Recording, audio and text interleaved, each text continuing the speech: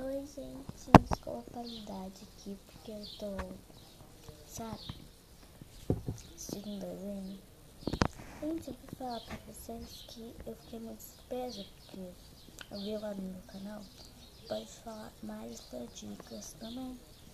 Dicas, gente, veio com o YouTube, desativou os comentários. Nossa, fiquei tão feliz como que contou.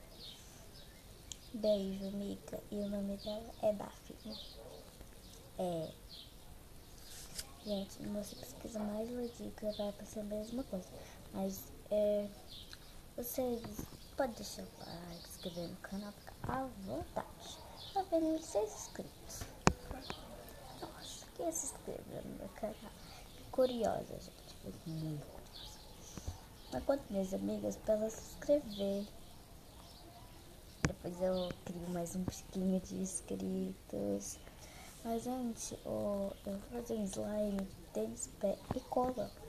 Ficam ligadinhos que daqui a pouco vai aparecer um vídeo na tua telinha.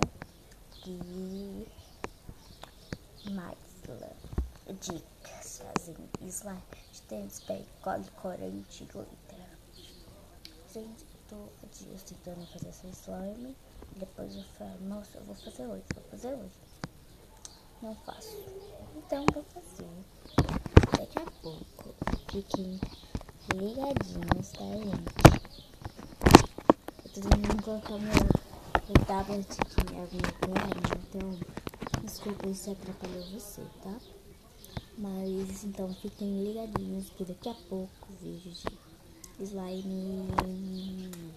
Beijo, se inscreve no canal, deixa seu super like. Vê se você consegue, gente. Então, deixar o comentário. Vê se vocês conseguem, pelo amor de Deus. Me ajudem, gente, me ajudem. A gente tá um pouco embaraçoso aqui, tô vendo. Vocês estão curiosos que desenho eu tô assistindo. 15 minutos pra pensar. 15 minutos depois.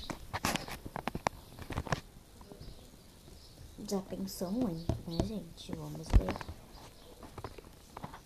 Olha aí, gente. Eu esqueci o nome desse desenho, mas olha. É de uns aviões, tá? Super beijo. Tchau.